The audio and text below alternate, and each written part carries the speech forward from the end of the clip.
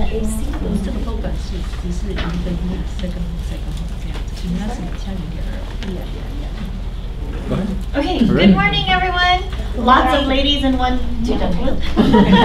This is good. I'm glad you guys are here for the safety class because nowadays as the market is evolving, we need to evolve with it. And I'm on the title side. I'm Angie Tang with First American Title. And title is also evolving because as we speak, 16% increase in fraud on mortgage fraud. That's alarming, which means more claims for us to pay, which means more things for us to do to make sure that those transactions are taken care of correctly. So we're here to help you. If you ever need us to help you out with getting any types of resources, we're here to help you with the resources. And in the back end, once it closes, your clients will be safe with their title policy. And I'm Angie Tang, First American Title, and this is Jeanette from NHD First American. And same thing with NHD, with all the fires that we had and then the rain. So a lot of the parcels are changing, and if they were not in fire zone, they might be on fire zone, and if they were not on the flood zone, now they might be on flood zone.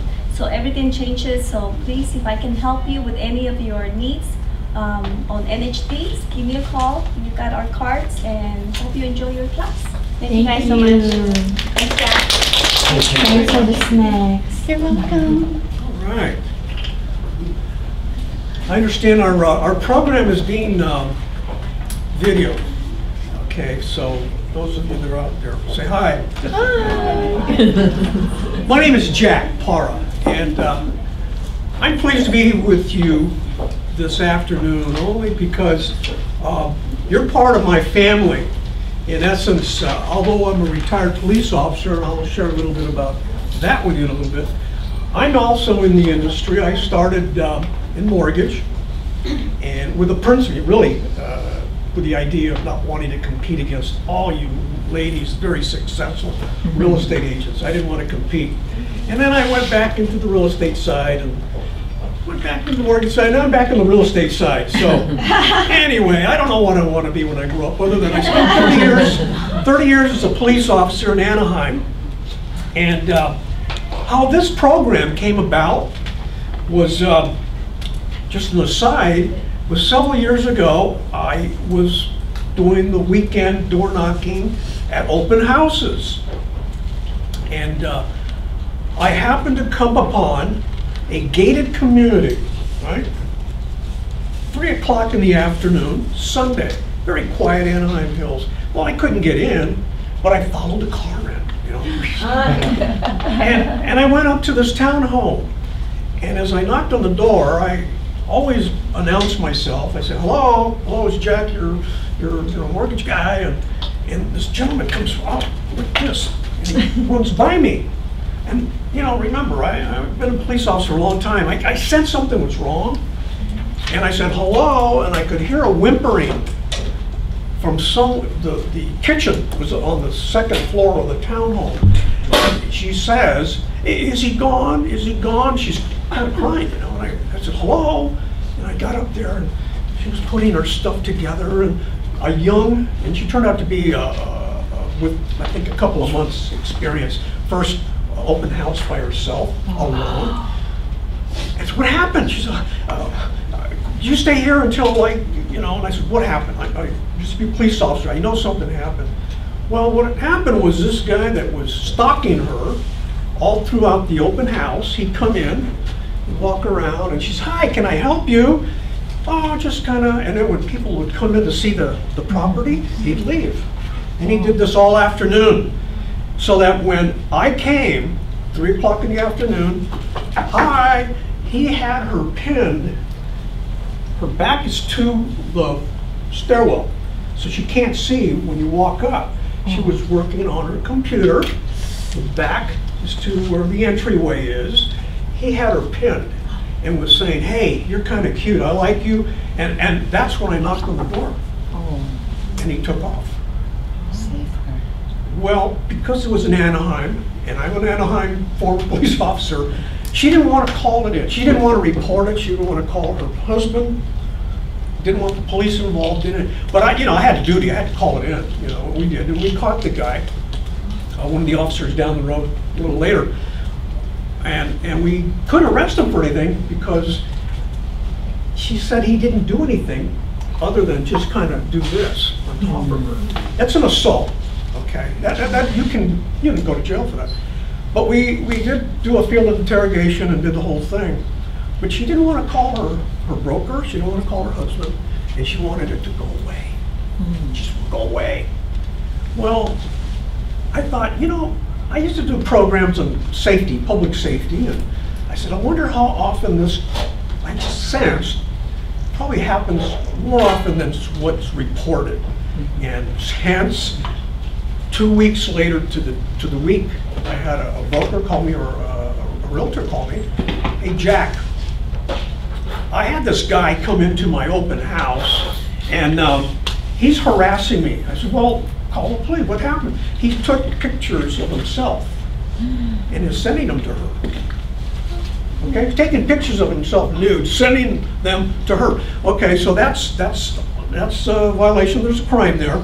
She didn't want to report it, didn't want to get involved. And I find out the theme to these two particular incidents: one, they were embarrassed. Two, they didn't think the police could do anything. They didn't want to upset their broker, thinking they did something wrong. Well, they did something wrong. What? They were by themselves in the first place, right? And they didn't want to report. They don't want to say it to their husband. Like husbands, like, well, what did you do? What did you do to kind of? And that's the way guys think sometimes. So as a result of that, we put together a program just like this, and I invited in Anaheim, and I invited real estate agents like yourself and so forth. And what I found out was that just about every other person had a story. So what we're going to do today, I'm not going to do a lot of talking. I really want to generate a lot of best practices and learn from you and your experiences so that we can take them back and put them to use, all right? So I'm going to use my police hat. We need to replace your microphone. Let's turn it off.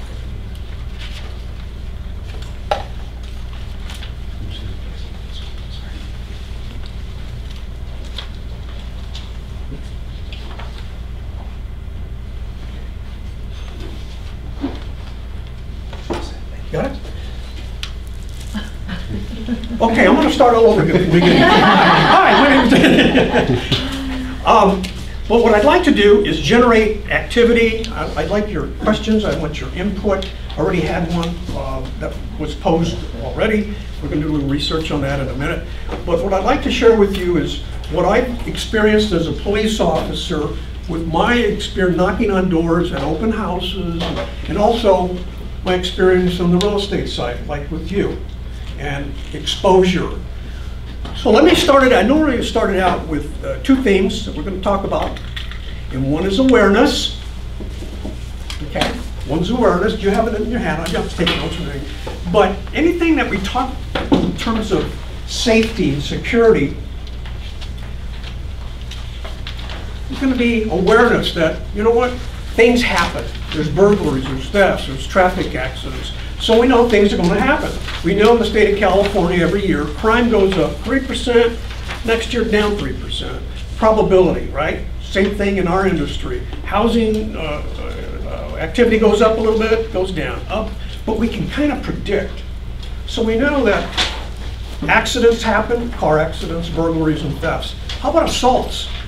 Yeah, we know there are going to be so many assaults, up and down, up and down.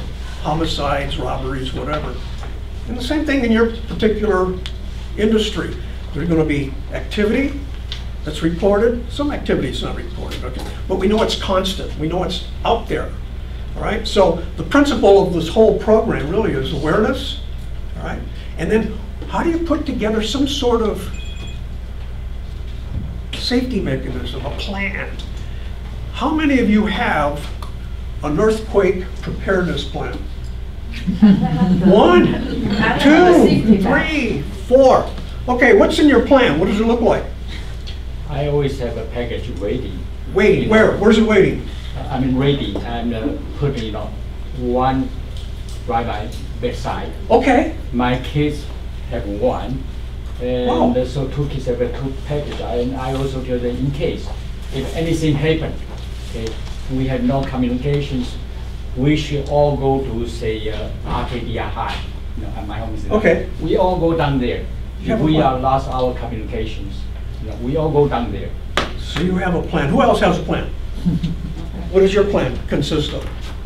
Well, we say we're all gonna go in the house on the inside hallway, and we have, in that, there's a closet in there that has a first aid kit and has some supplies, and we always keep shoes like ready to wear, Okay. and we keep shoes in our car so that we could So you run have a out. plan now. All And right, we good make for sure we you. always have gas in our car. Anybody else? Real quick. Okay, so those of you that have a plan, how many of you considered a plan but haven't done anything? Most of us. Okay, remember probability? Things are going to happen, we know. Didn't we have a major earthquake up in Northern California the other day off the coast? So we live in a California where you have earthquakes constantly. Some are, you know, real low in volume or threat, and then we're all waiting for the big one. We know it's going to happen. So why don't we all have an earthquake preparedness plan? Would you know what to do right now if we had an earthquake? I'll leave that. Just think about it. So we know things happen. How many of you have a preparedness plan when you go out for an open house or you meet a client for the first time? I always bring my friend. Okay, so it's a plan. It's part of a plan. You have a plan of some sort. Flashlights, portable, mini, very strong flashlights, and also pepper spray, a mini Okay. pepper spray. Anybody else? A plan. Before you even leave the house to go out. How about a plan when you leave to go shopping? How about a plan when you leave to go to pick up your children? Here's what I want to focus on today is that you just happen to be professional real estate folks. Just happen. But your exposure is probably a little bit more to that opportunity in terms of probability. Things happen because you are in the public eye. Uber drivers, Lyft drivers, 7-Eleven attendants, and real estate agents. What do you have in common? What do you have in common? Exposure, public home. What is that? Public. You're 24/7. You're 365 days a week, 24/7. You'd think you take a holiday off, but you're answering the phone, and you're gonna go meet that person, just like the Uber driver. So the exposure to us, or you, is a little bit higher probability to things that might happen. So again, going back to why do we even suggest that we start thinking about a plan, is because you're vulnerable. Now, I don't want to do, you know, threat assessments and scare you into stuff. That's not my focus. Half of you would just, you know, get up and leave anyway. And it's not real effective to tell you about bad stuff all the time.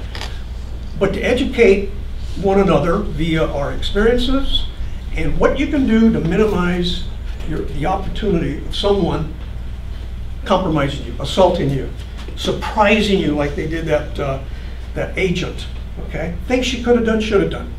Simple, okay? Now, every Saturday and Sunday, for the most part, most of us have this going, right? Mm-hmm. Open house. Welcome. There you are with your, come on in. You're the only industry, we're the only industry that have signs that tell the bad guy or somebody, come see me, I'm gonna be alone. I might have cookies, I might have water, I might have something, but you know, it sounds a little silly, but isn't that true? Mm-hmm. You have your signs posted, make a right here, make a left here, and here I am. And by the way, I'm gonna give you 2 marketing ideas, remind me, okay? And if you don't use them, all right? Only industry that has signs that say, come see me, I'm alone. And oh, by the way, you can go upstairs and take what you want over there, and I don't have a plan, and you know, that kind of thing. So awareness, it's awareness, things happen. That's just a photo of somebody that is being surprised, like that young lady in her at that open house have no idea that this stuff happens. I don't think, you know. So acknowledge that bad things happen. You've heard the adage, bad things happen to good people. You're good, all good folks. Bad things happen. But you can do certain things, not to eliminate it all, but to minimize the threat. Just like the earthquake preparedness plan. He has it there by his bedside, and he has it over here, and he knows where they're going to go. A high probability of you know, a safety, from a safety standpoint, of establishing a safe environment for he and his family. Same thing that you want to do when you go to your open houses or meeting with people. Risk avoidance is what we call it. So here's your personal plan. Okay, so if you're going to put together your earthquake preparedness plan with water and shoes and flares, batteries, things like that, it begins with just, you know, it could happen. It could happen. So what have I been doing in the past that, I normally don't tell my family, not consistently, where I'm going and what time I'm going to be home. I know that's true because I ask. My wife is one of those, and she knows better. She's married to a cop, for heaven's sake, you know, but yeah, I'll let you know, that kind of thing. But don't we ask our kids, demand of our children, where are you going? Who are you going with? What time are you going to be home? I want you to call. And if I don't hear it from now, I'm coming after you. So if you are asking, demanding that of your family, wouldn't it be consistent to do the same? Of course it would, and that would also be communicating with people in your office. Always be aware. That's pretty simple, right? What does always be aware mean? Always be aware. Put it in a proper context. You are coming here today. It's the middle of the afternoon. You're coming from home or the office. Anybody give consideration to, well, I gotta go here, I gotta here. Anybody give consideration to any kind of just awareness? I'll tell you what I did, and I've been gone from law enforcement a long time, okay, for the most part. But when I drove up, I'm not real familiar with the community, but when I drove up and I was across the street, I looked at your parking lot from there. It's no cop thing. I just took it in. I'm looking to see where cars are parked. I'm looking to see things that your intuitiveness will tell you. Will suggest to you things that don't belong. Okay? So I said, you know what? Here's the structure. I got to go around the park. I said, you know, it's just as easy for me to park on the street. So I parked on the street. I had total vision. Now, I'm not saying that's what you need to do, but it's ingrained that I look for stuff. So when I saw this one gentleman that came around from the corner and walked, first thing I said, that guy has no association with the real estate venue here. He has a car parked over there. And he just kind of looked at me. He didn't look professional, he just kind of a guy, but he just didn't fit. Got in his car and drove off. I don't know, he may have come from here, but it didn't fit. But the thing is, I was aware of my environment. You don't even have to live your life that way, but it means just be consistent with your antenna, your intuitiveness, all right? Always be aware just means just always be aware. We'll put that in some context. So your open house, Sunday, 1 to 4. Normally, right? Saturday, 1 to 4, 1 to 5. So before you even put that sign up, what are you, those of you that have a plan, what are you thinking about? What are you doing to get ready for Sunday or Saturday open house? Anybody? I know you just don't go drive up, put your sign in. The signs and how you're gonna direct the traffic back to the house that you're gonna open. So you're looking for strategic places to put your sign. Yeah. So it's a part of a plan, okay? Safety plan, okay? Come see me, I have this open house, okay? How many of you actually in a plan? Because you're visualizing an earthquake. Wow, something happens. What are we gonna do? something as simple as an open house, going to meet a client, how many of you actually think about it before you're going to leave the house or the office? I'm going to go meet Jack, and he's across town, and I'm going to show him this house, or I'm going to have an open house. And if you, this should be part of your everyday plan, every day. Think through it. Think through it. Acknowledge that stuff happens. Okay. So real quick, takes you. Okay, I'm going to drive from here to here to here. Okay. What do I have in preparation if something were to happen? Not that it would, if something were to happen. You meet with people. You meet with me for the first time. Those of you clients, you normally bring them into your office, right? I think most often. Sometimes you meet them in their home, that kind of thing. How many of you ask for ID before you deal with them? Nobody asks for ID? No. Why? I do when it's more like a lead I got over some kind of first conversation over the phone. And I would usually say, okay, for me to provide any service, I'll need you to send me a photo ID. Good. And I do get comments and say, why are you asking it while so many other realtors I dealt with never did? I mean, and what do you say to them? What's your response? This is just my way of practice. I always ask photo ID. Okay. Anybody else without offending anyone? Because that's what we're thinking. Oh my God, I don't want them to, you know, to get angry and leave and go to another realtor or broker and oh my gosh. Because that's what we're thinking. We don't want to lose this one. Oh, you know what I tell folks to do? What I do? I said, oh, it's not for me. That's our policy. Oh yeah, I do that. Mention that too. Oh, yeah, I trust you. It's for our policy, and it's for insurance purposes only.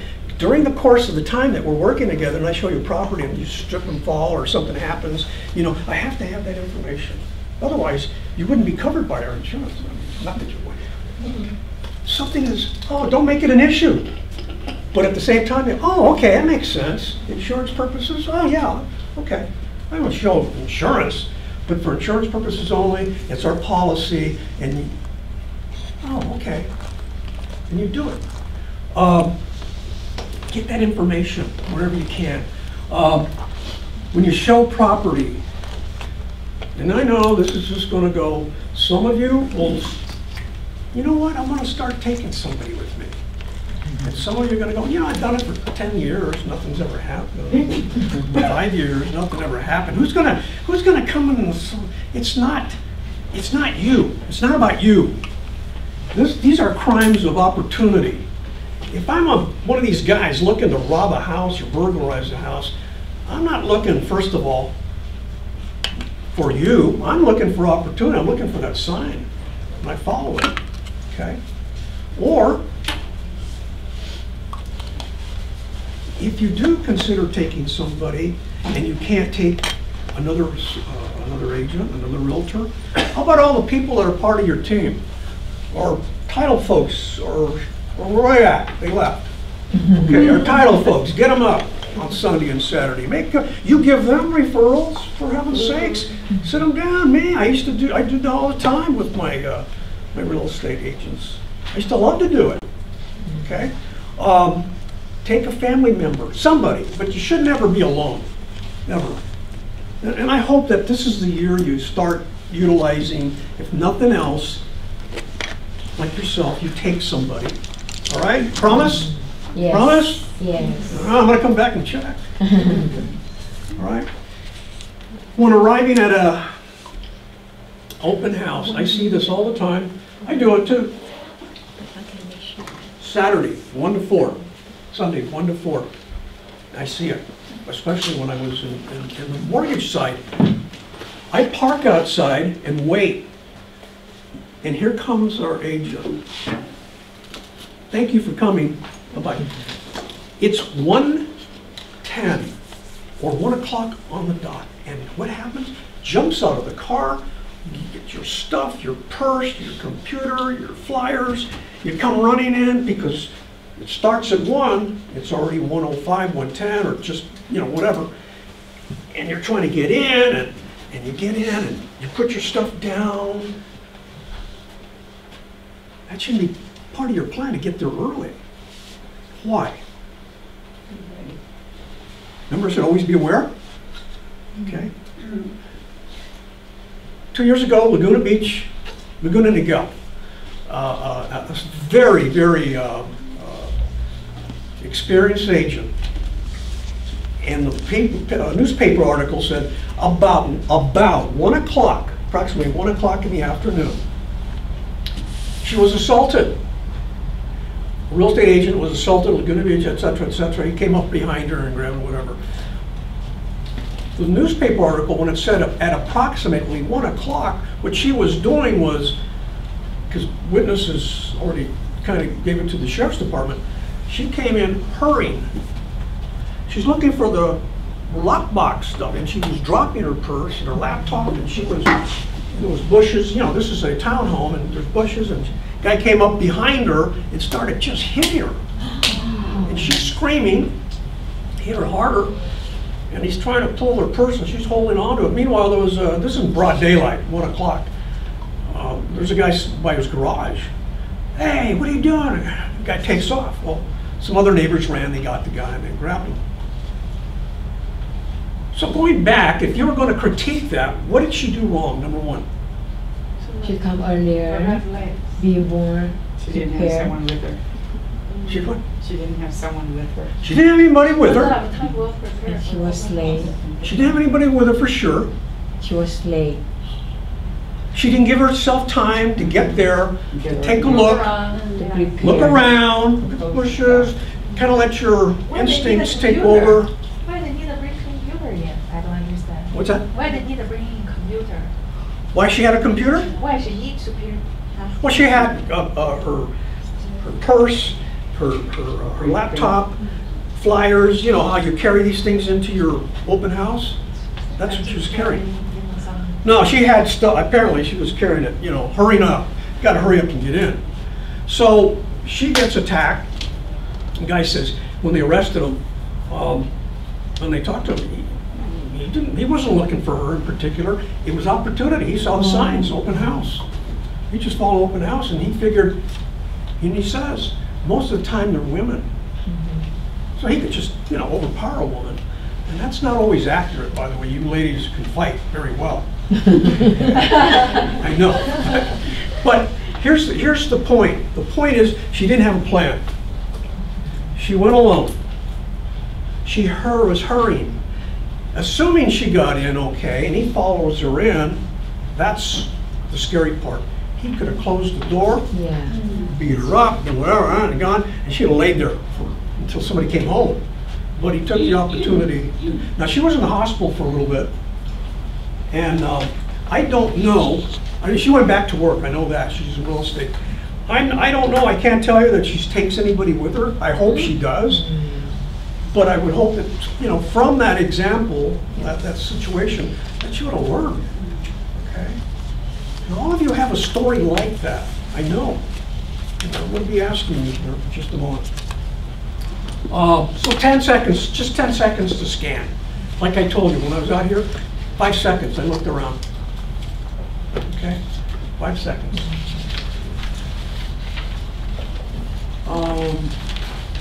Any of you have a distress code at an open house?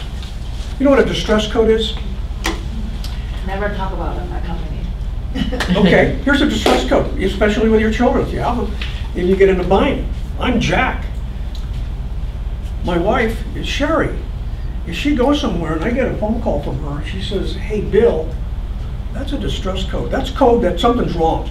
Just listen, I'm going to tell you, distress code."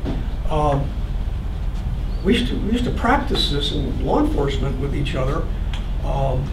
Because cops on occasion get taken hostage. We discussed this with our children. If anything happens, and they call you by another name. So if you're in an open house and your husband calls you, your boss, and you pick up the phone and, "Oh, hi, Bill," and your boss is Jim, that's the code, meaning send help, get somebody here, all right? Think through these little things. They're just little simple things, part of your earthquake preparedness plan. How many of you notify the neighbors that you're having an open house? Anybody? Hi, come on over, I'm having an open house. And by the way, bring your family. Hi, you know, you walk the street before, the day before, or whatever. Well, here's another little tip. This is free. When you go to an open house, call the local law enforcement agency. Call the sheriff or KPD. Say, hi, this is Jack, or Molly, or whatever. I'm with First Team Real Estate. We have an open house at such and such and such a place. Would you have a police officer maybe occasionally just do a patrol check? Patrol check. On a weekend when things are slow normally, officers are looking for something to do. And they send the officer, hey, by the way, you know, they put in the computer, you know, patrol check, it went through an open house. Well, police officers are smart. They know you have goodies. You have water, cookies, stuff, okay? And so we used to, when they had a patrol check, we'd go on a Sunday or Saturday, get out. And also, they're a potential what?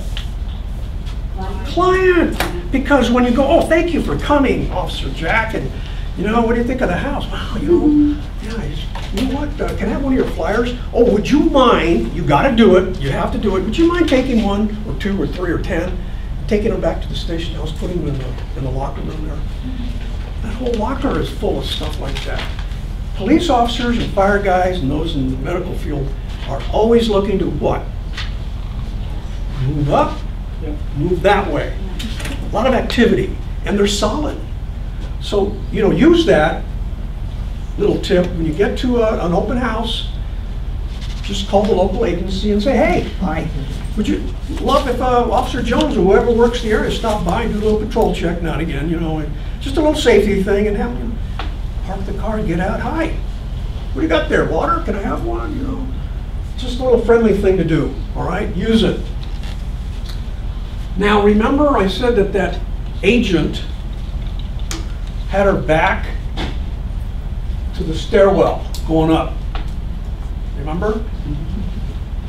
Where do you normally sit when you set up for an open house? If you sit, you put up a little card table or... I don't sit. Where? I don't sit down.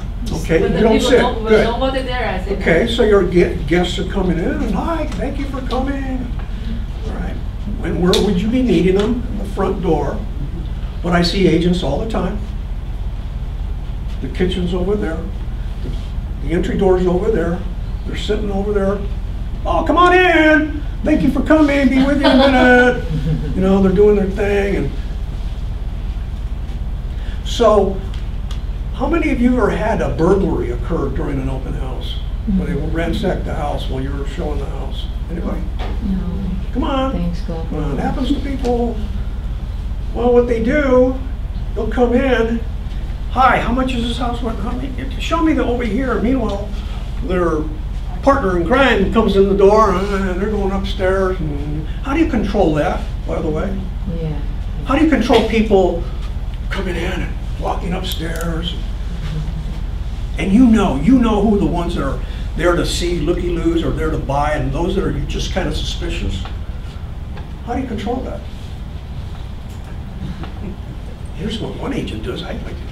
She puts her little, here's the entry, puts her little table there, puts her thing in it. A little sign says, please sign in. Well, people don't always sign in, but she'll try to force them, you know, to kind of sign in. And she has a little sign, for your protection, video monitoring on the premises.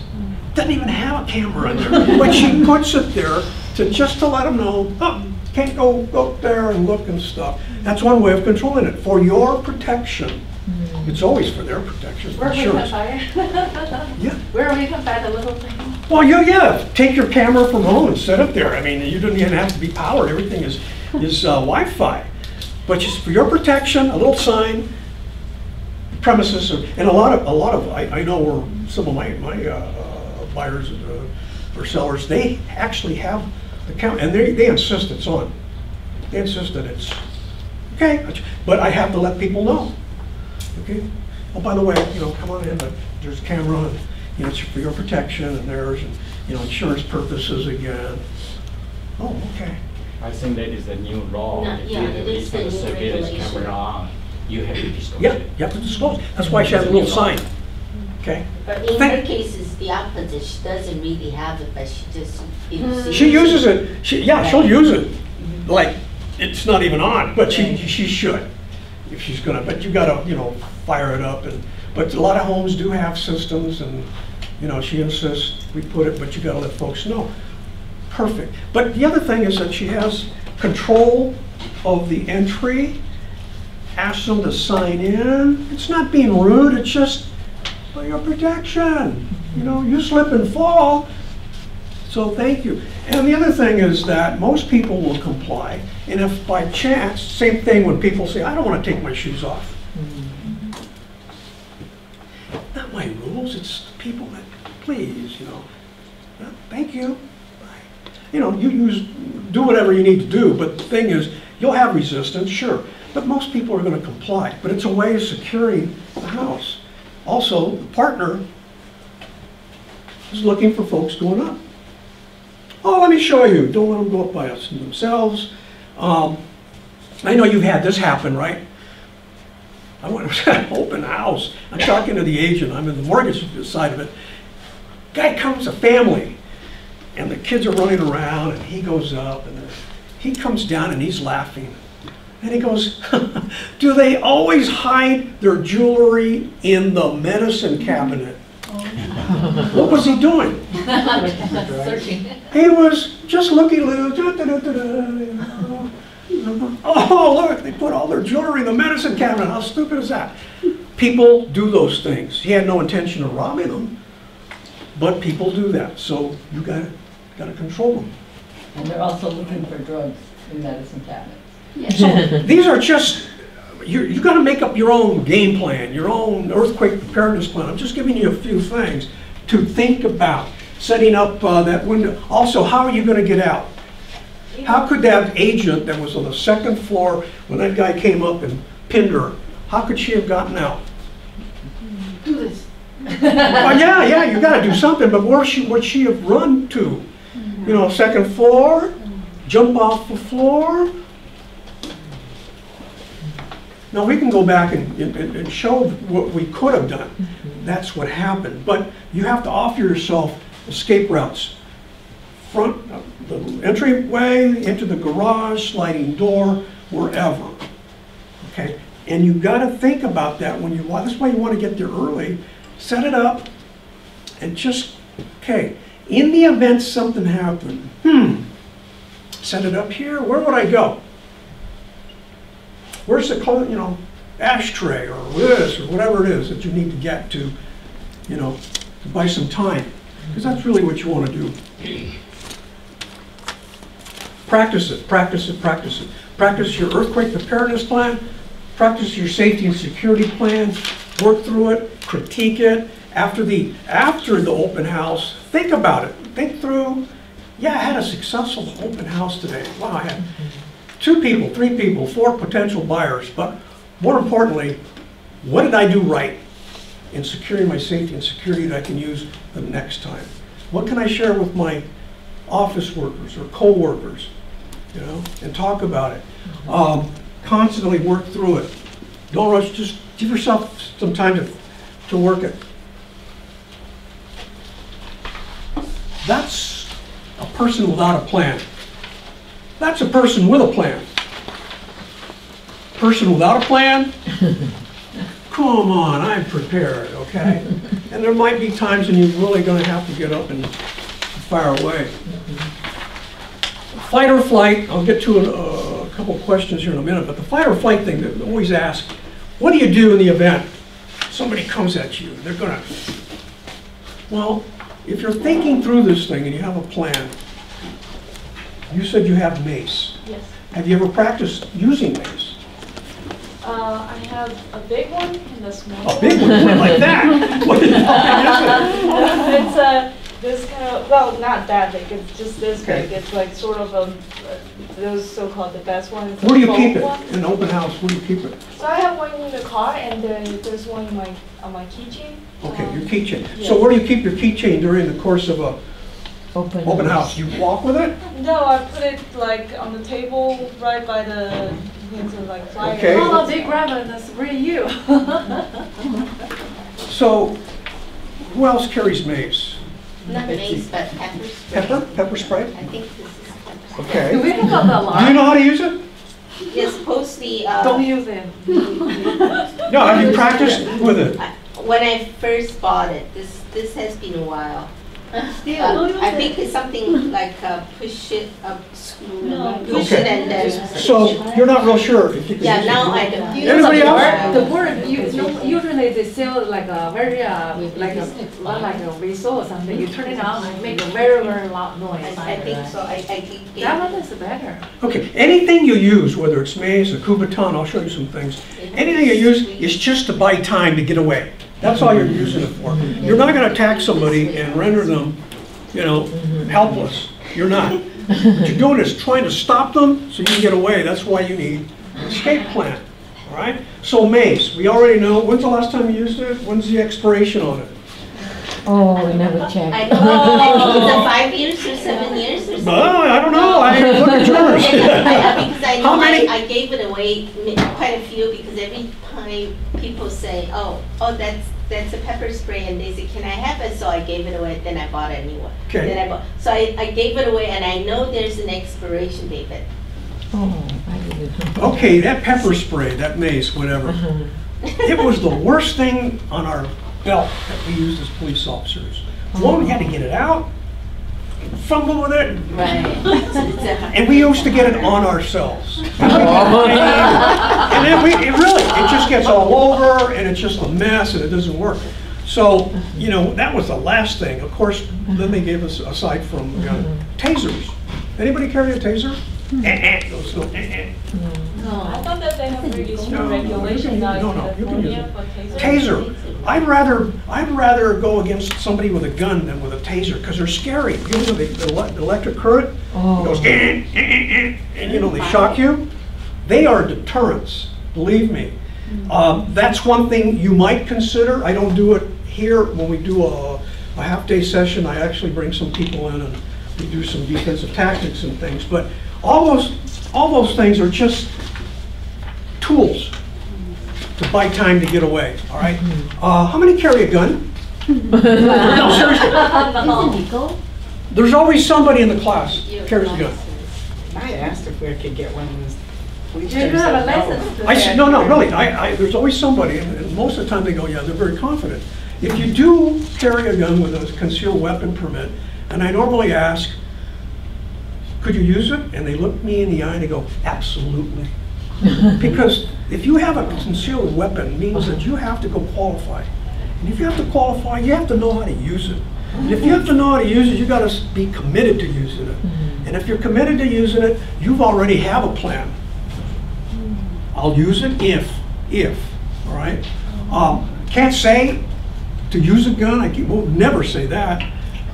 But if you do, any one of these weapons, mace, Kubaton, you have to be committed to using it, all right? Same thing with defensive tactics. But here, based on my experience, especially my experience as a police officer, 1, preparedness, 2, you don't get yourself in a situation you can't get yourself out of. That's why you have a plan. That's why you have an escape plan. But if you absolutely have to, we were taught, it's called command presence. You know, see the police officers when they do this?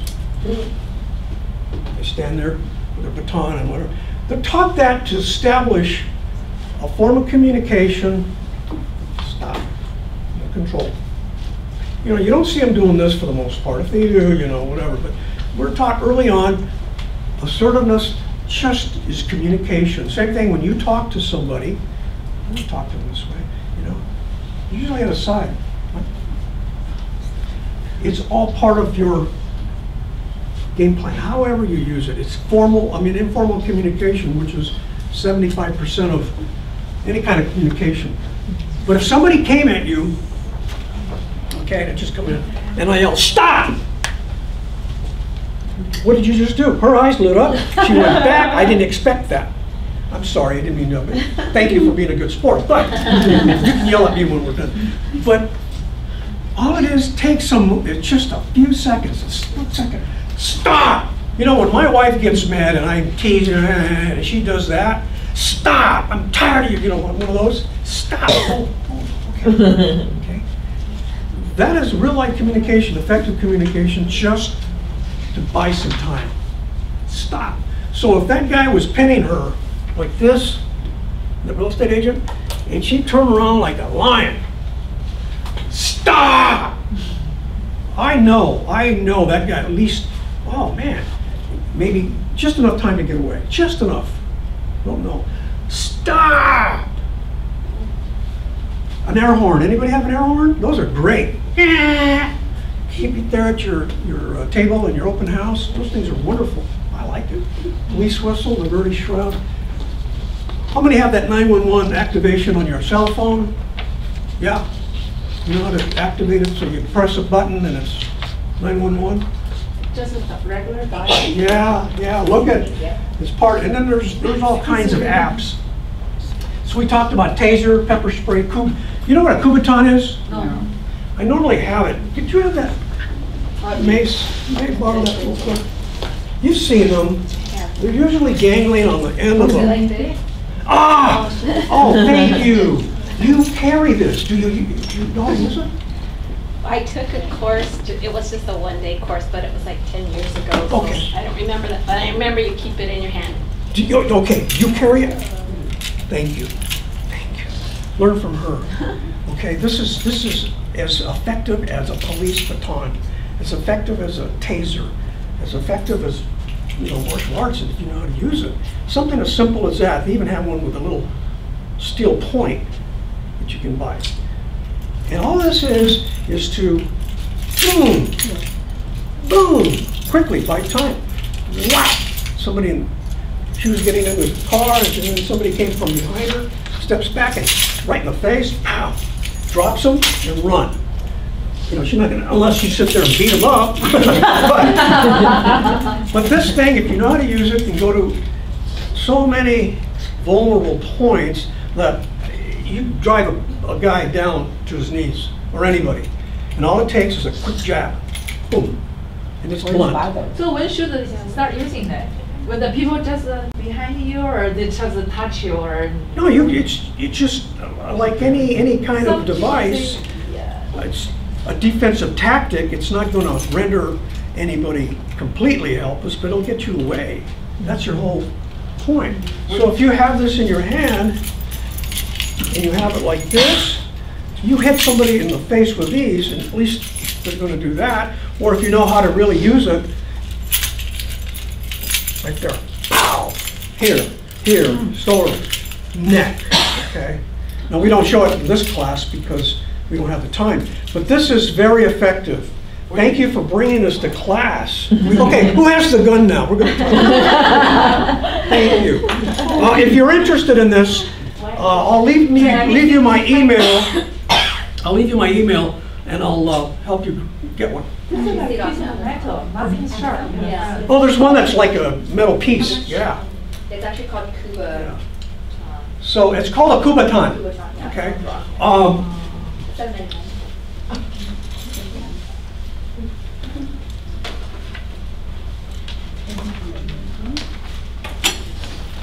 All right. Here's one where I'm hoping all of you. It's not a scare tactic, but I hope you all learn from this one example. In that, most people in general think that all of you are successful, making a lot of money. Why? Why do they think that? There are people who make a lot of money. Yeah. No. Believe me, people think that generally, a real estate agent, especially driving a what? Oh, good cars. Like A nice, because you got to drive a nice car because it says what? Success. You know, you got to show successful. You know, for the most part. People think that real estate professionals are very well off, and in a lot of cases really are. You know, they don't realize all the work that goes into it. Years. Yeah. They just see the car. They see your fancy card. They see the sign, right? I want you to see this. This is an actual case that happened several years ago, and then we'll break it down.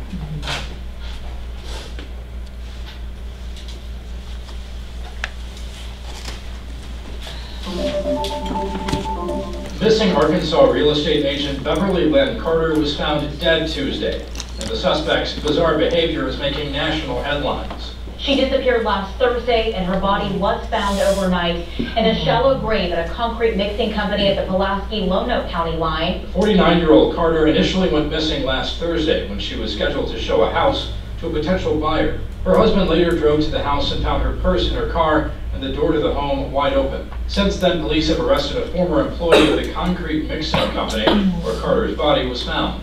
43-year-old Aaron Lewis faces charges of kidnapping and capital murder. He pleaded innocent to those charges Thursday. The details are heartbreaking, but not terribly out of the ordinary for a murder case. So why is it national news? Well, it might have to do with the details surrounding the case. Suspect Aaron Lewis has displayed strange behavior both before and after his arrest. As the Washington Post reports, Lewis was involved in a car wreck on Sunday, saying a car he could not describe ran him off the road.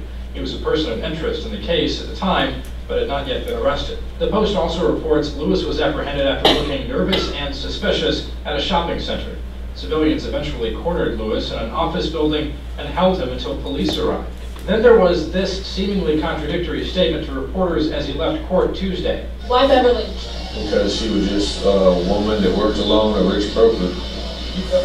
No. According to CNN, Carter also said he would have pleaded guilty to the charges against him, but his lawyer told him not to. Of course, there's Carter's story too. Many pointed to the vulnerability of a female real estate agent working alone. ABC reports many agents now fear for their own safety, and the agency Carter worked for has already requested a police detective speak to their employees to try to calm their fears. And there's the fact Carter seemingly did everything right, even calling her husband to let him know where she would be the day she was scheduled to show the house. Lewis has also reportedly faced charges in Kansas and Utah. He was on parole at the time of Carter's murder. For Newsium Tech Tubes.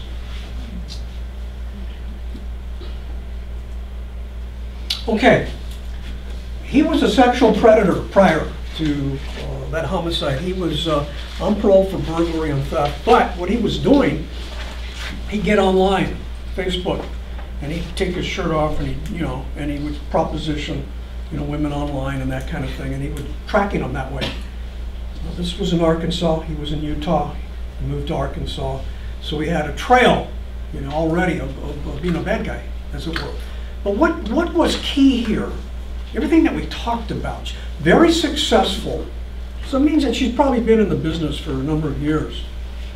What was the first thing she failed to do? And I hate to go back and learn from this tragedy, but if there's something to learn from it, I would like us to at least acknowledge it.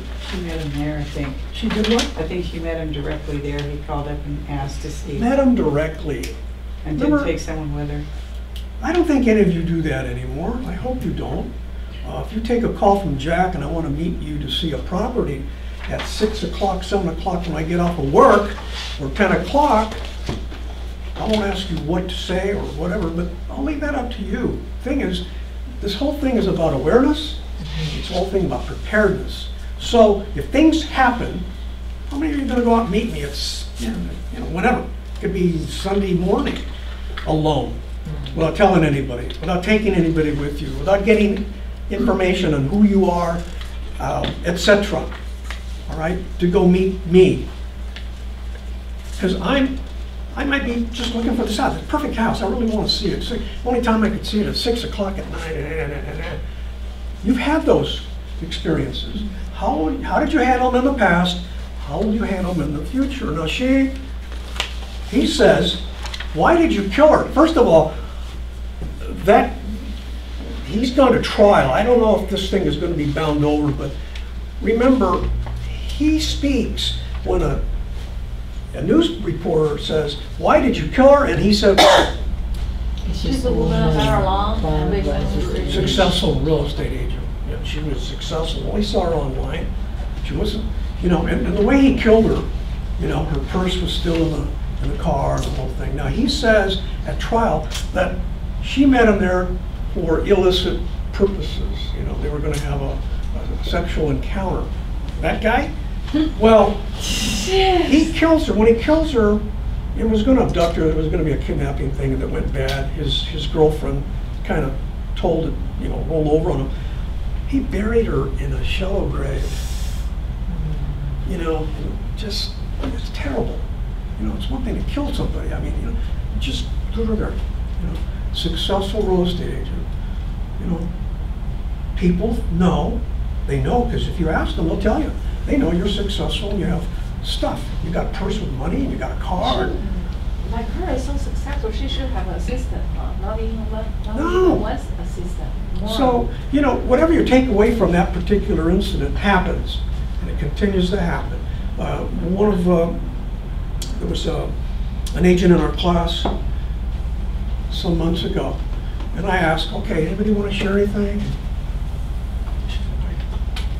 I was abducted at gunpoint by 2 men and driven up to the mountains, Big Bear. Everybody went. Now this is somebody everybody knows. You know, your industry. They never heard that story, and she wanted to go away. And then she's, yeah, I think it's important to tell you about it. And she told the class. She got away, but they abducted her, took her up there. Kidnapping event, you know, it went bad. They didn't know what they were going to do with her, and she got away. But the thing is, at gunpoint, they thought she was a rich, in fact she was. She was one of the most successful in the area. Nobody knew about it in the class that knew her, because she didn't want to talk about it, but she said, it's time for me to share it. Okay? And those of you that have your own stories, if you don't share them today, I hope that you share them amongst your office meetings. You know, these what-if scenarios. What if something happened? What if we do this? What if we do that? So your greatest weapon, I suggest, is always going to be your voice. Don't count on just mace. Don't count on Kubotans. Don't count on that stuff, because you can be surprised and you can't use it. You can't get to your mace. You can't get to your Kubotan. Stop! Your body, fight or flight, I can't tell you when to fight. I can't tell you how. It's survival, okay? It's survival. You plan these things out. What happens? We used to, when I used to work graveyard patrol, my partner and I, we practice what-if scenarios. 3 o'clock in the morning, nothing going on. What if something, we go into a warehouse and we're taken hostage. What are you going to do? And that's what you should be thinking through, not that you're going to go into a warehouse. But what happens if you do find yourself in a situation, all right? Your security, all kinds of these things online. I'll leave it up to you. Here's a good one. It's called the Defender. I ran into this one. You might take a look at it. It's online. But it's everything. It's mace. It's a communication. It's a GPS tracking system. Bless you. It's a GPS tracking system. It identifies where you're at. It communicates, takes a photo automatically. There's all kinds of neat things, technology out there. But this is only a tool. It doesn't eliminate the need to have a plan. Okay, I think all this stuff is in your handout. Okay. Again, don't have a lot of time to do this, but something as simple as this. Can I have a volunteer? Anyone, please. Step up. The guy, not me. What is your name, sir? Steve. I'm Jack, Steve. So, I come at Steve, and I said, okay, I've got my, give me your wallet. I don't have a gun, but give me your wallet.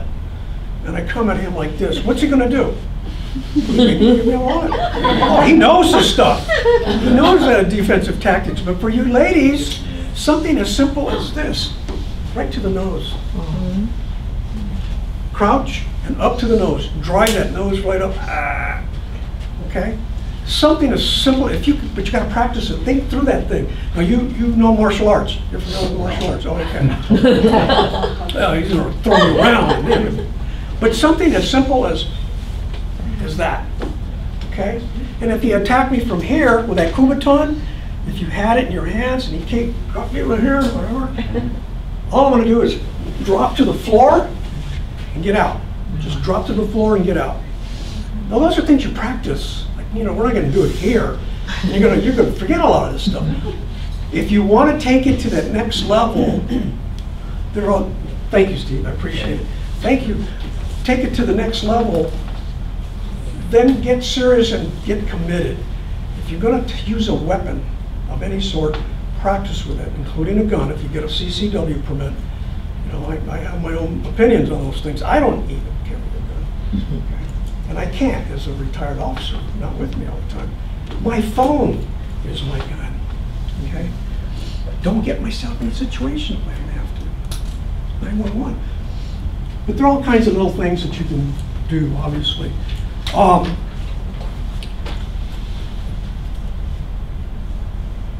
Let me give you a couple of scenarios, and you tell me what you would do. And we'll open it up to more discussion and some questions and so forth. So it's 4:30 Sunday, and you're taking down all your slides, your signs. Been a tough day, but you're pretty happy because you have some people that, wow, potential listings and maybe some offerings, and wow. And you want to get home, you have dinner, ready to meet friends and so forth. And here comes Jack. I drive up, and you're already locked up. Let's say you already had somebody with you do something on the way. Oh, hi. I'm sorry. I know your sign says 1 to 4. Would you mind showing me the house? I'm sorry. I know it's. Would you show me the house? You go, yeah. Anybody else? Would you show me the house? Usually, yes. Usually open the door. Like, any question? Okay. Oh, anything wrong with that? You've taken down your signs, ready to go. You could be watching the house all that time until everybody's gone and you're ready to go. Thank you. Think through what if. What if Jack isn't one of those? But remember, you're in the business of selling houses and listing it. Man, you'd hate this. God, I hate to let this one get away if at all possible. What do? Safety and security first. You can do it if you choose to do it with safety and security. Think of all the different things that you could do here. It's after hours. I want to go in the house. Well, go ahead. I'll stand here. Okay, that's one scenario. No. That's an option. Maybe get his name, contact, if it's a he, get his name, contact number, and make an arrangement for next appointment. But thank you very much, but I really want to see the house. I'm going to be... I need to go. I have that arrangement, so thank you. Anybody else? I would make a phone call to broker and say, because this is after hour, I need to get the permission from either the seller or the broker, but actually you can make a phone Thank call you. to Wonderful response. You hear that? Yeah. She's got to get the okay because they're coming home. You know, people open house, they're going to be home any moment now, and I got to call to make sure. Anybody else? If you do decide to let them go in, go ahead. Use your cell phone, picture of a car, license plate. Yeah, I don't. Can you come on in and explain this to me? Just when you're done, I'll be right here. Oh, and by the way, I just called my husband. We're supposed to meet some people for dinner right now, and they're waiting for me. So I just called my broker. I told him I'm going to be maybe 10 minutes late. What is your name, sir? Because they're going to put it on my log. If I'm legit, I'm going to give you the information. I'm going to make an appointment to follow up. Something. If I'm not, if I'm just out there being, suspicious, oh, never mind, that's okay, I'll leave you. But you bought time, you bought distance, you didn't compromise yourself. So you were already thinking these things that happen. I know it's happened with some of you in the past. Can you leave it open a little longer? Okay, yeah? Anybody ever have that experience? Somebody? Okay. Yeah. Okay, how about this scenario? It's kind of the same thing that we were talking about, but Saturday afternoon, Sunday afternoon, a little busier. People are coming in, a lot of people. And let's say you were alone. No more, okay? No more alone. But you were alone. People were coming in. They're walking around, you know.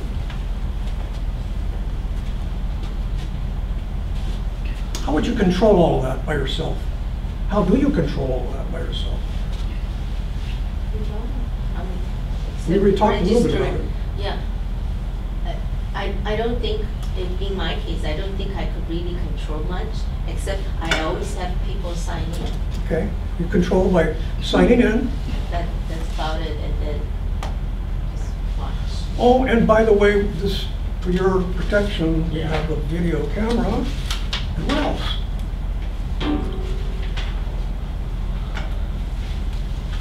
If, excuse me, even when they sign in, sometimes they don't use their own name. And That's right. That's always true. Actually, they put a wrong number, wrong name. So it's kind of. And the reason they don't want to be contacted. Yes. Yeah. But how do you control that situation if it's hard, especially if you're overwhelmed with a lot of people and you don't know what they're doing. Look, who's looking in the medicine cabinet and under the beds and. Sometimes I think I encounter in case like we have the shoe, what do you call it, shoe rack? Shoe cover. Shoe cover. So then I ran out of, because many went in, so I asked the new visitors or new guests to wait until they come out. I mean, it's not real control, but.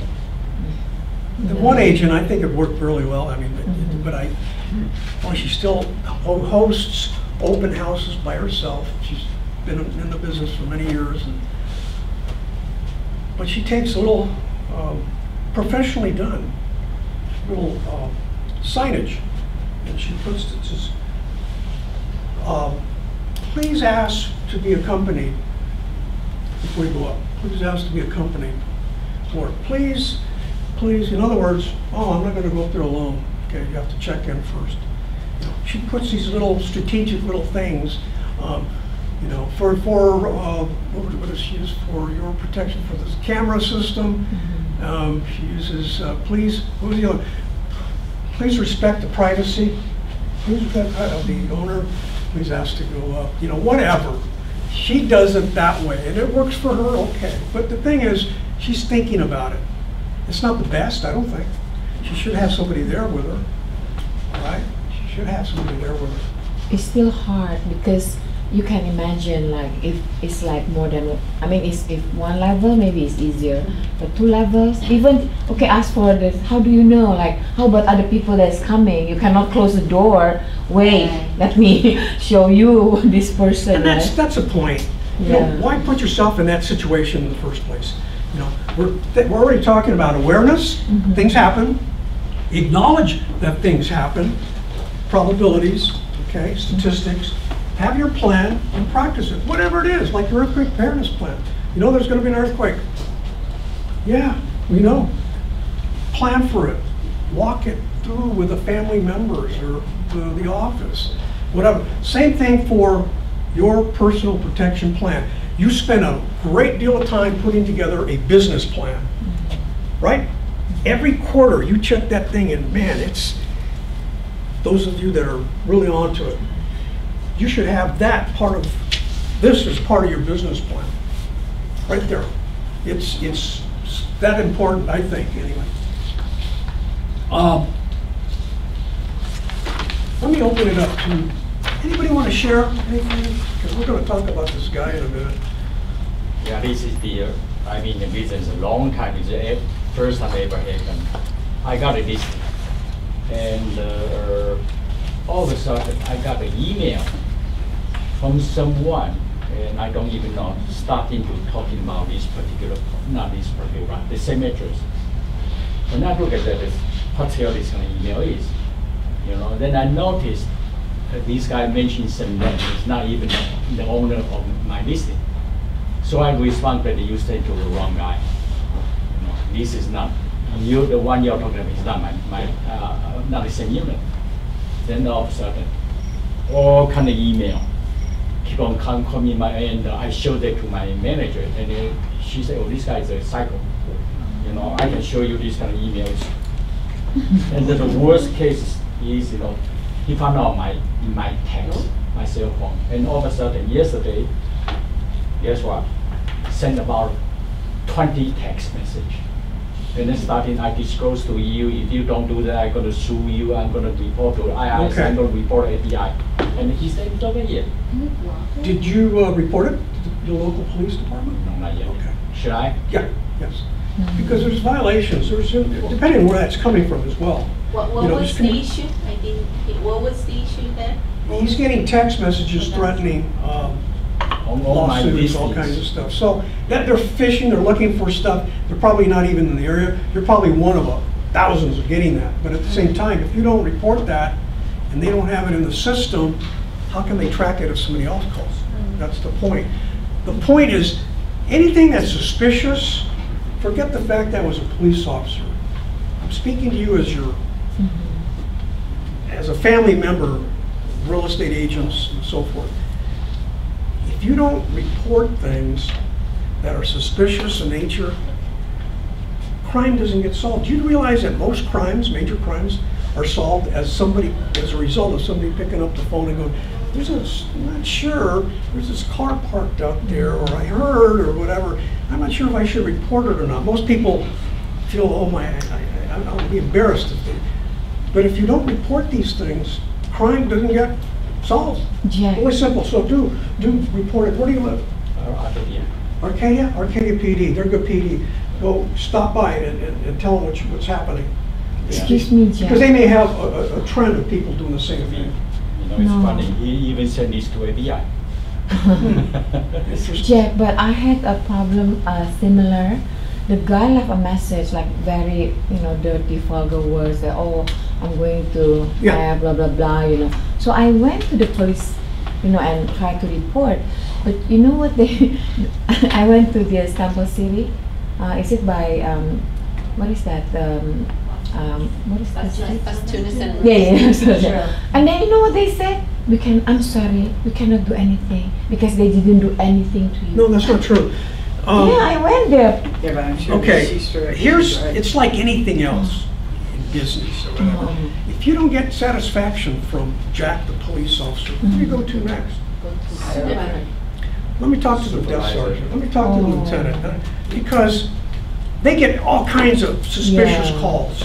And they go, God, there's probably, this is nothing to it, But to you, it's important. Yeah, because you're going, oh my God, somebody's calling. And at night, you're thinking, okay, gee whiz, what happened? No, you need to report that. Here's one thing that I always tell people. In fact, the lady I told you that was getting the stalking photos of the guy, they said the same thing to her. What do you want us to do? Yeah, we're going to kiss it off. No, call the lieutenant, watch commander, whomever it happens to be. Look, I fear, listen to these words, I fear for my safety. What are you going to do about it? Real simple. I fear for my safety and security of my family and myself. I'm getting these messages. I feel like I'm being stalked. All right? When you say the operative word, I fear, oops, I got to do something now. I have to report it, I got to do something, whatever. So the detectives that get these things, sometimes they'll put them together. Like a puzzle. But it has to be reported, and often, I'm sorry, unfortunately, these things are not taken seriously until something happens. They said that if something happened to you, then we will look into it. No. This is just a phone call. We cannot do anything. Did you fear for your safety? Yes. Yeah. But I didn't say that. Yes, of course you did. I was like, oh, okay. Something's going to, of course. Didn't you make you feel funny? And oh my God, yes. I have a question, suddenly. Long time ago, I remember the landline, if you report certain kind of crazy calls, like the consistent crazy calls, then telephone company would tell you, next time they made a record and next time this person calls, you would tap the phone or something, so they already record. On a cell phone, I wonder if there's something like that. No, everything has a history, recorded history. They have to go back to archives, okay? But you have to file the appropriate response, or in this case, a report. and it has to get done. And don't settle for, it's the same thing when you have a fender bender, little fender bender. The officer comes out and he goes, okay, you can just exchange information. Normally that's all you need. But if you insist on a police report, it takes a lot of time and effort because he's got other calls, but he's got to take the police report. I mean, it's all done in common sense, okay? But then common sense would tell you, if you feel threatened or uneasy, of course something's going on, right? Now, there was I'm sorry, what was your name? Oh, Irene. She brought up a question to me earlier about, have you been notified receiving? Did you get the CAR's email about Dwayne Bergerman? No. It was a few weeks ago. You didn't get one? What was it about? It's someone who, it's a man who's been calling women agents, and he's gone through 13 states. And I got it from CAR. Okay. We looked it up. And all he's doing is calling. It doesn't say what he's saying, but he's probably, you know, it's a form of stalking is what it's doing, and calling around. So, you know, if they haven't already caught him, they will. Thing is, nobody would have thought of that as years ago. Is that a crime? Well, if you're getting these strange calls, yeah, okay. It's, and if those things don't get reported, like the agents that didn't want to report that assault, he just goes on to do other things. Yeah. Until something really What bad was the happens. content of the call? We don't know. We don't know. They didn't disclose anything. No, I guess I just looked it up. You could probably look it up as well. It's on Because we get all kinds of calls. Of course, it Yeah. depends on whether you pick it up or not, but we get all kinds, and even email. I think some emails, at least from my response reading it, some emails, it's so consistent coming from all different users of different senders, but the content is like you did something like they would call your name, or they would put your first name. Of course, we're quite public in that sense. So let's say, Nolly, could you stop sending me this sexual contents? And then I'll read it and I say, wow, did I send them sexual contents? You should put the jam right But away. then it comes again and again and then There's sometimes different names. Of course, I never said, but when I read it, I felt I sent them. Sure, I absolutely. think they want you to respond to them. Leave me your So I card just- before you go there, and I'll research it some more, and I'll update you on this There are one a lot particular of thing. I'll spam keep you informed of areas. other things that are happening. They fall into the spam area. Yeah. Of your phone, Yeah. I'm sorry, Jack. I need to ask you this because I mean, it's not related actually to what you're teaching. This is like, okay, I brought a buyer before because I was new. I didn't know. So that's why I like one of your things here. You said separate car, but at that time I was new, Sure. so I thought, okay. So he sat next to me, and I was driving, and then he put his hands on my. So how do you respond to that? Because I told him, can you please? I cannot fight with him. I was driving on the freeway, and then I was like, I just said, can you please, and then I put his hands away. But then his hand from here came to my back, and you were driving on the freeway. Did you know who he was before you got in the car? No, he came to the office.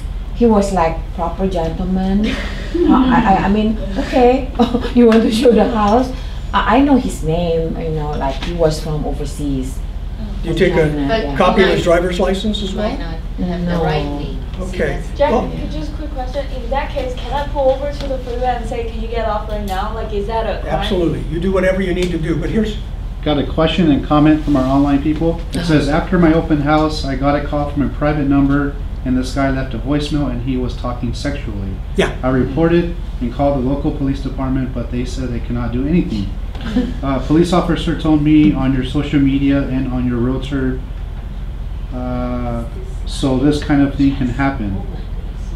She's not really clear. No. That's Natalie, one of our members. Okay, I reported to, yeah, certainly you reported to the police. Certainly you reported to your broker. I'll get back to your question in a minute. Report it to your broker. collectively, together, you then make that phone call to the local PD and say, I want a police report because this may be happening in other cities. In this particular industry that you're in, it's not unusual anymore. So you have to report it and to suggest there isn't anything you can do. Yeah, there's things you can do. It takes a little time, but at least if you have a record of it, you can go back and go, well, you got a phone call, you got a phone call, you got a phone call, what's the pattern? Something going on. And police agencies share information. All right, so no, that's, I would be adamant. I'd be walking down with your broker and going to the front counter and saying, I need to talk to the detective in charge of, you know, assaults and whatever. Because what's the operative word? Fear for my I fear for my safety. And certainly you do, otherwise you wouldn't have called me. But to answer your question, you're driving, the guy's putting his hands all over you. Yeah, you pull over and get out, but what if he doesn't get out? You cannot leave your car. You know, you stop, you have your cell phone, get out. You don't tell him to get out, you get out safely and call 911. That's one option. The other option is if you were somewhere in the vicinity of a 7-Eleven, if you're on the street or whatever, you park, get out, 911, get away, get away. But what are we thinking normally when we have a client, potential client? We don't want to, what, offend?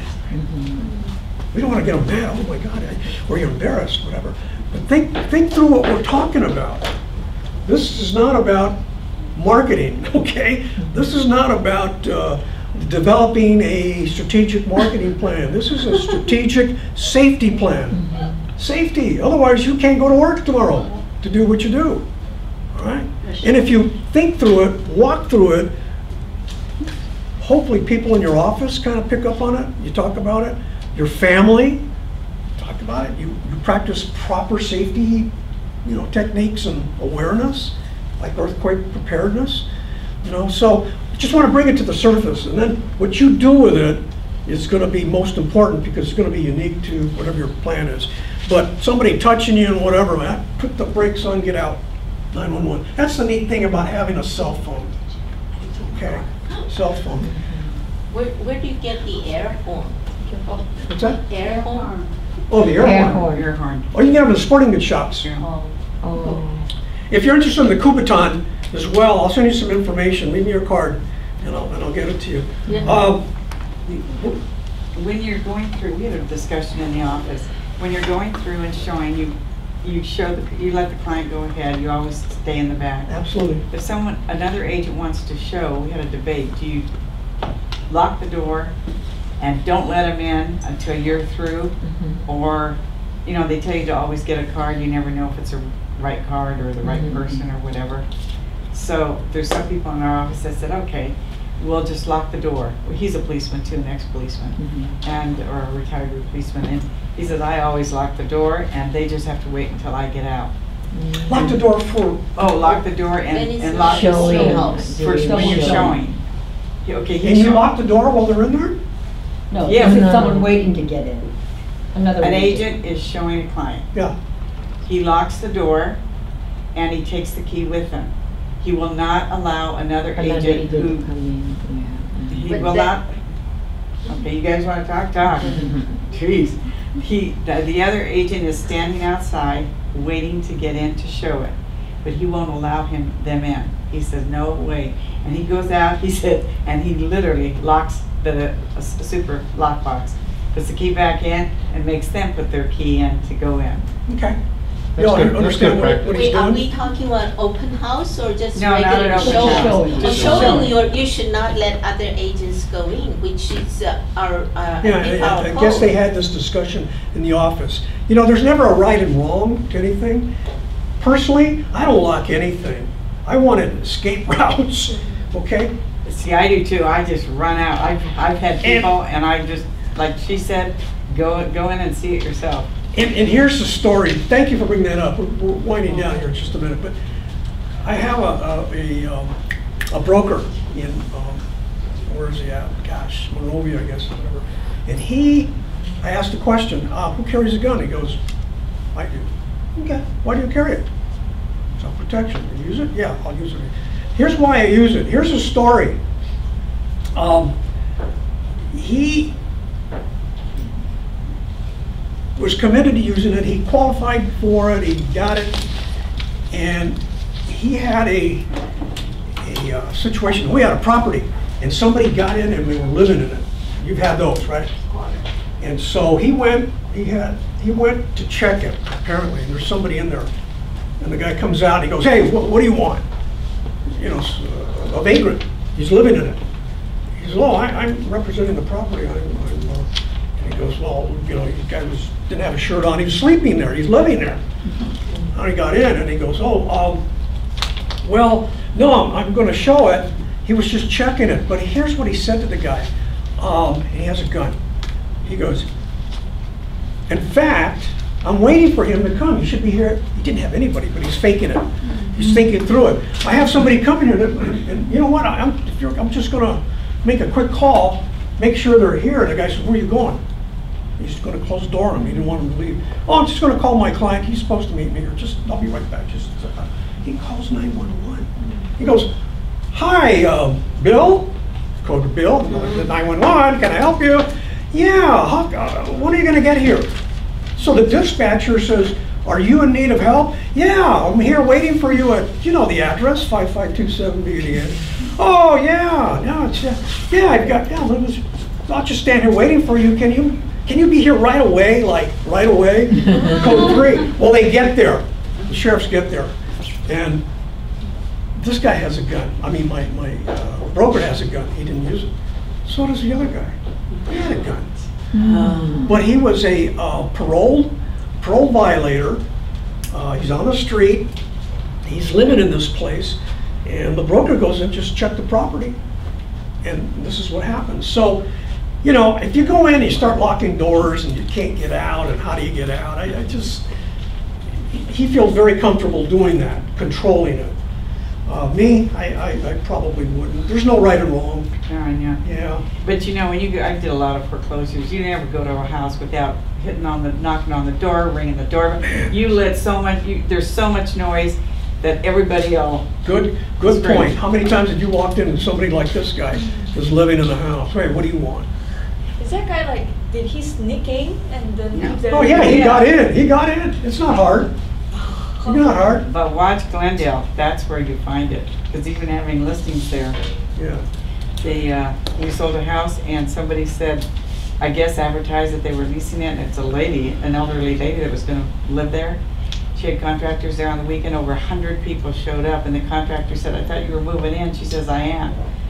When she called me, I said, put a big sign up, say owner occupied, call the police, give everybody around a half a pound of candy, tell them to watch your house.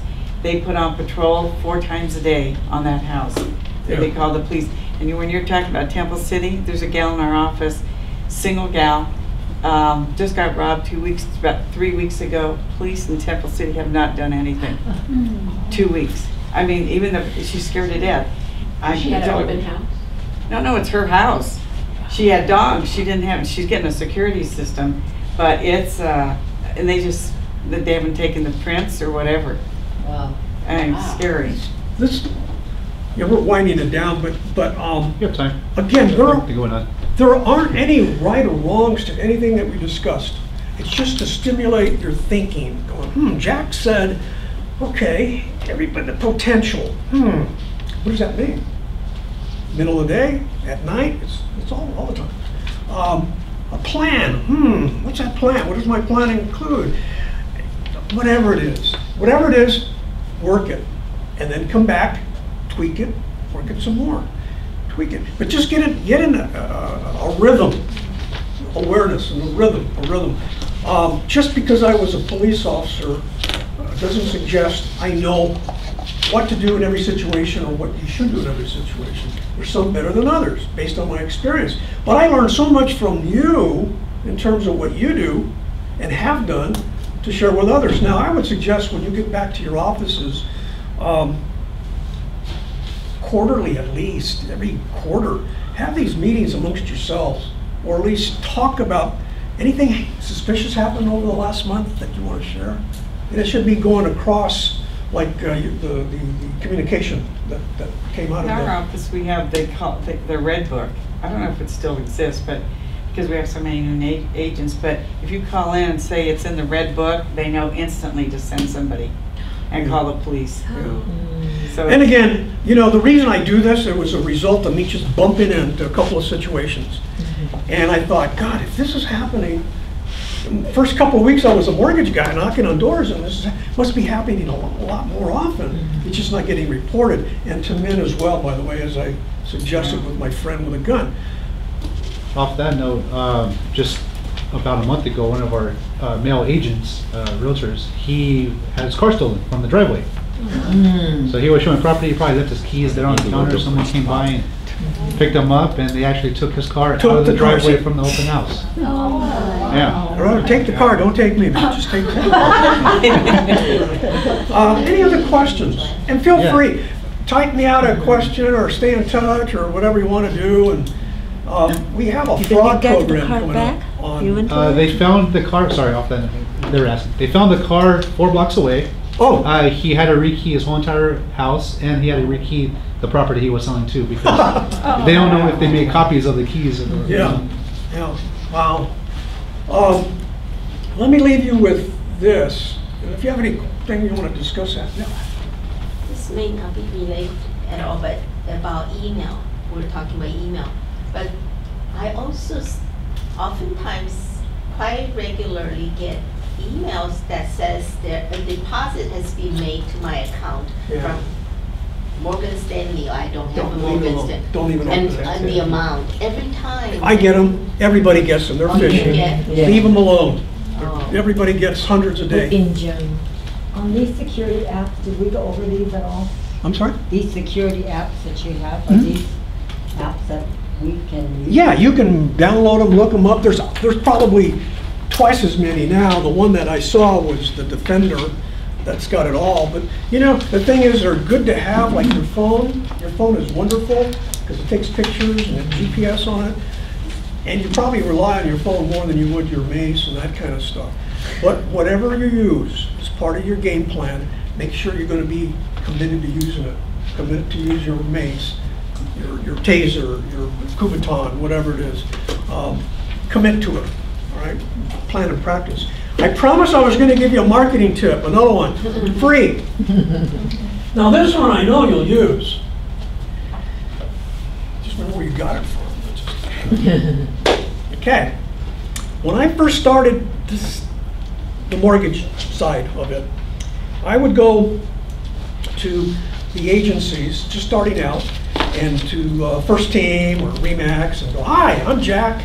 And I'm a nice guy, and we have great rates." And they look at me and say, "Get out of here. You see, there's no soliciting."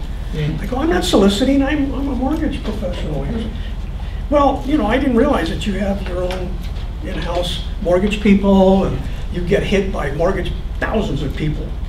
And I did go around, and I went, man, I said, this is, so I talked to him, I said, how do I get in to talk to agents? And he says, I don't know, you just gotta get in there and fight it out, I guess. So I'd go to open houses, and I'd come up to you at an open house, and you're busy, and you'd say, "Gee, Jack, thanks for coming very much, but you know, I have somebody that I work with, and you're the 5th person that's come through today." And I'd walk, "Oh, you know, we have great rates." Yeah, everybody has great rates, right? So I said, "What am I going to do?" I work for a company called Castle and Cook. Anybody ever hear of it? Yes. Castle and Cook is very big in Hawaii. They own practically all of Oahu. Pineapple fields, Dole pineapple, they own it. And they're a big construction company, and they have their own mortgage site. So I was sitting there one day, and I was looking at the pineapple on the letterhead, and I went, I know the story. You know the story of the pineapple, by the way? What the pineapple symbolizes? You know what the pineapple means in Hawaii, how they use it? The pineapple is a symbol of welcome to the home. It's a symbol of good luck, karma. It's a symbol of thank you for coming. It's a symbol of good fortune for your home. If you see it in somebody's home, it usually means welcome, you know, good fortune, that kind of thing. So I took that pineapple idea, I went down to Costco, $2.99 a pineapple, big ones. My sister said, you know what? Wrap it up in cellophane and put a big ribbon on it. And then